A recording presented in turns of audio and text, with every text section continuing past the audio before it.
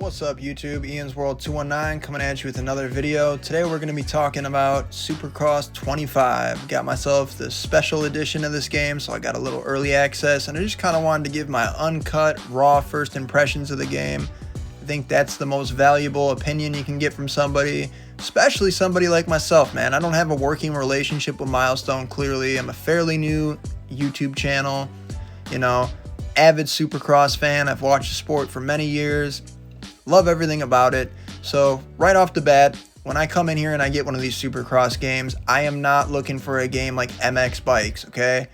I've played MX vs ATV Legends. I don't really enjoy that game that much. I just like what the Supercross games have to offer. I'm gonna tell you right now, I'm not somebody who gets down on these games and just has like the worst things to say about them. You'll see certain people online who will just be like, man, these games fucking suck. Milestone should be ashamed of themselves.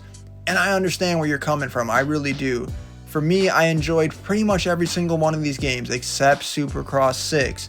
Now, I think for most people that are looking into buying this, you're gonna immediately say, how does this game compare to Supercross 6? It's the last game in the series. Right off the bat, I'm gonna tell you that this game feels a lot better than Supercross 26, or Supercross 6, should I say, sorry. And I'm gonna kind of get into that right now and explain why. So I'm just very glad to say initially that this game is a full departure from anything they were trying to do in Supercross 6. For me, Supercross 6 was the casual Milestone game. Casual as casual can be.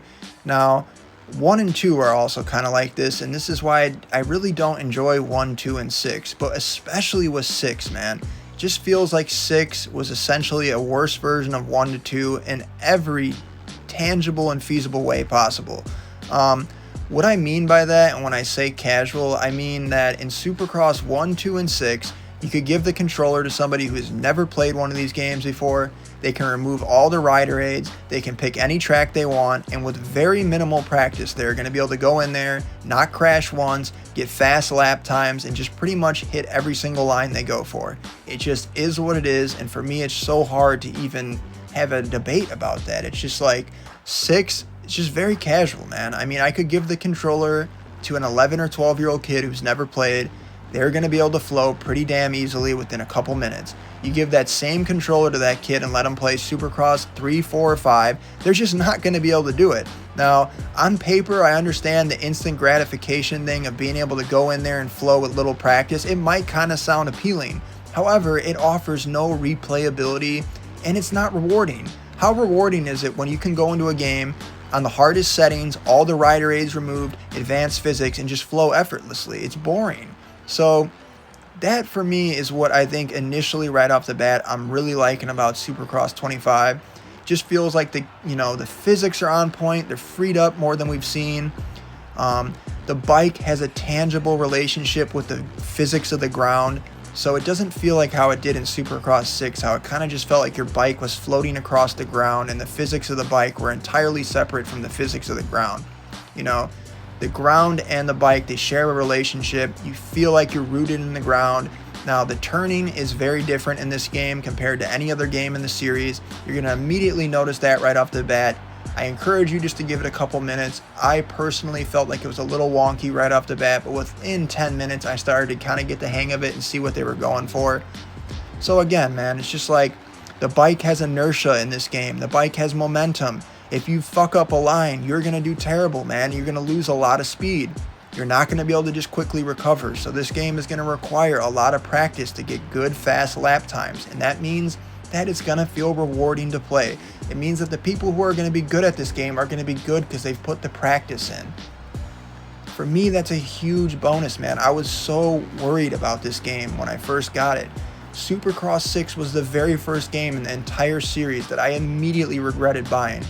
I have found often that when I go to look at these games, especially when I was going back and playing all of them and I had to buy a couple of them that I didn't own, some of the comments really threw me for a loop. I mean, you would look at a game like Supercross 5 and people would they would declare that this is the worst game ever made and Milestone should be ashamed of themselves. And then I would get it in hand and play it and I'd be like, dude, this doesn't really even feel that bad. I mean, I'm not talking about the career mode. I'm just talking about purely what does it feel like to ride the dirt bike on the track, So I felt like often that a lot of these people who run to the internet and they declare these games are absolutely shit, they're just the kind of people who are looking for that instant gratification that this game can offer in some of the more casual versions like 1, 2, and 6, where instead of practicing and just getting good, these people play for an hour or two, they suck as you should, and then they run online saying how shitty the game is.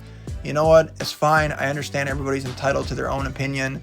However, again, man, it's just like with Supercross 25, I'm enjoying it. I can tell right off the bat this game is going to require a good amount of skill to be good at. And for me, that's a major plus. Alright, so moving away from the gameplay, we're going to get into the interface here, kind of the menus, the official bike manufacturers we have, and all the official tracks we get at launch. So, initially with the bikes, I can tell you, instantly I could tell the difference between riding the Yamaha and the Kawasaki. Each one of these manufacturers is going to have its own unique feel to it. Whereas a game like Supercross 6, it just kind of seemed like all the bikes had the same exact feel to them. Regardless what manufacturer you hopped on, it seemed like each bike kind of felt the same, with maybe the only variable there being difference in speed. Now I think this is directly reflected in this game due to the fact that the physics are much better than they were in 6, and it allows for the bike to have more of a unique riding profile. In Supercross 6, it kind of just felt like your bike floated across the ground. I mean, the physics were very off in that game for me. And another thing is we have all the current manufacturers that you'll see on race day.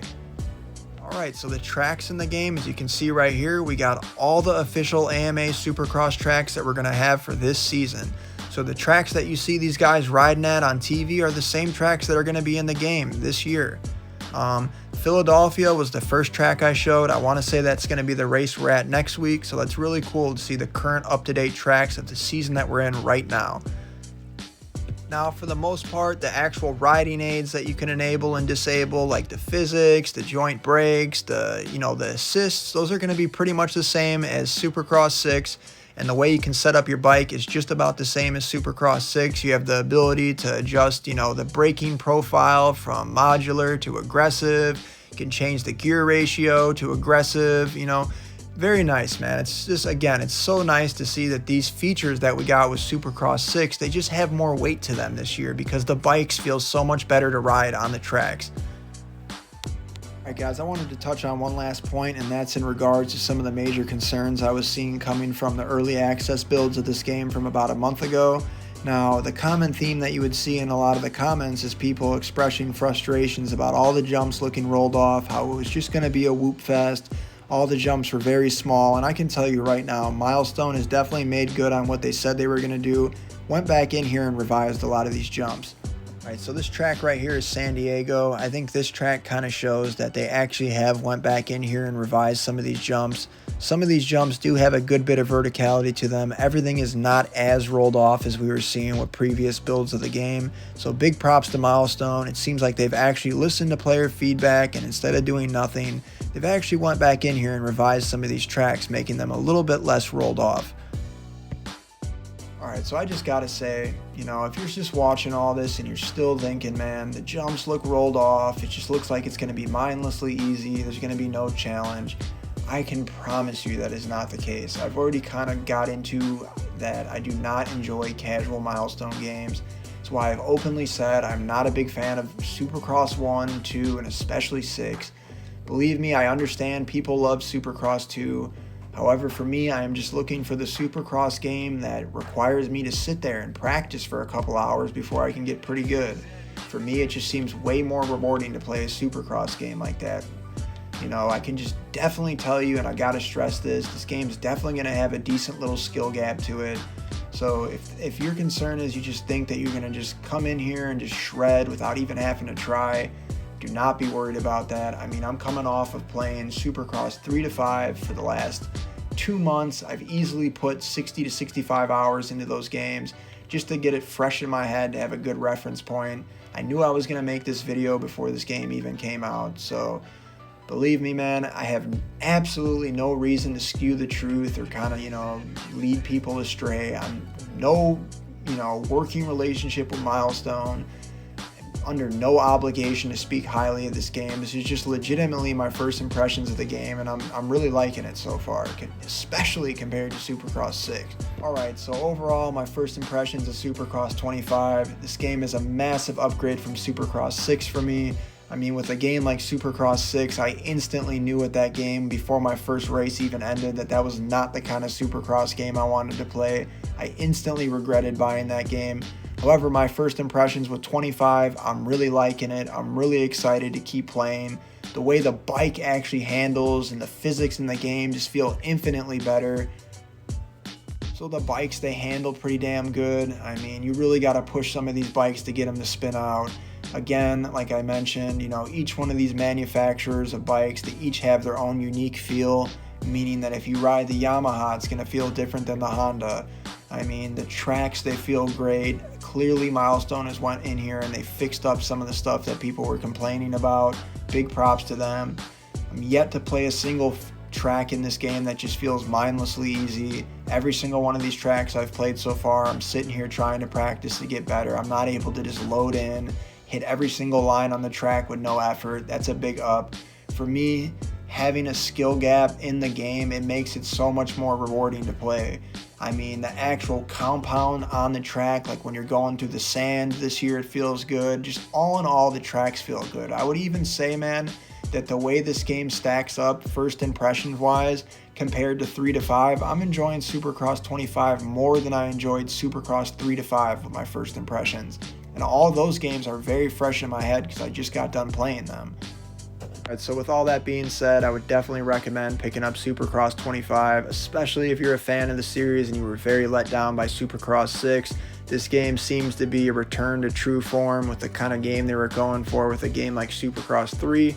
I think, in my opinion, this game kind of builds off the best of what a lot of those titles had to offer and kind of incorporates it into one refined, polished game.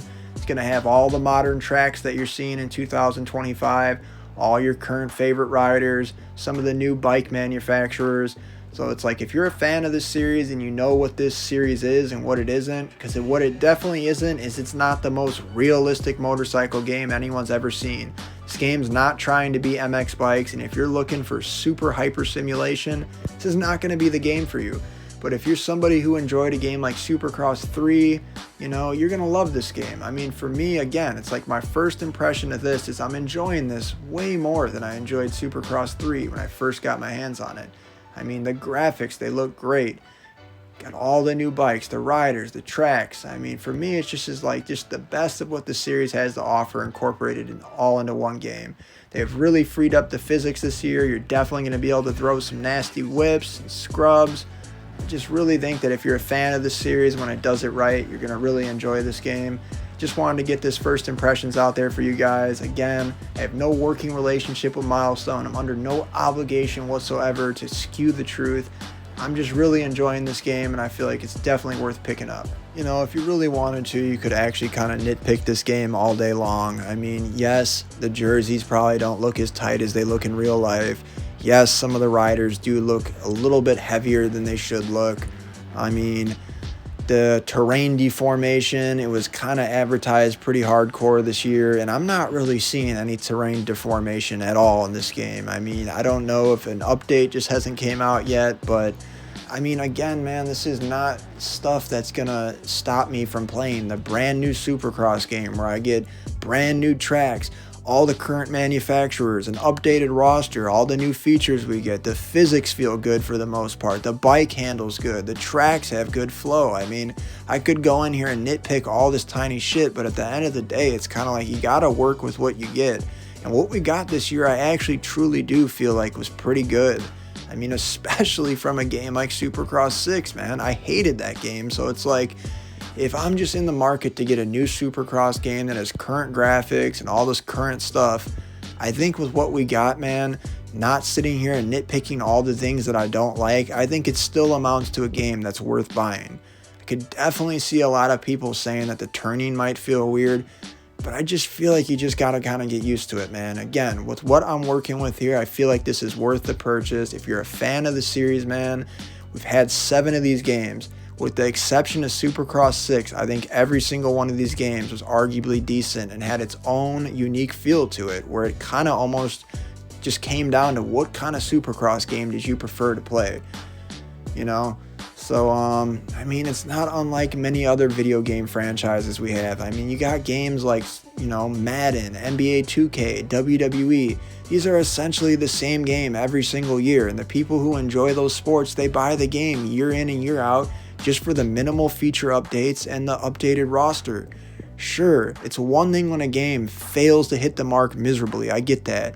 However, I'm not seeing that with this game. I mean, again, with what we got this year, I do feel like truly this is worth the purchase, and I think somebody who's a fan of the series will definitely enjoy this game.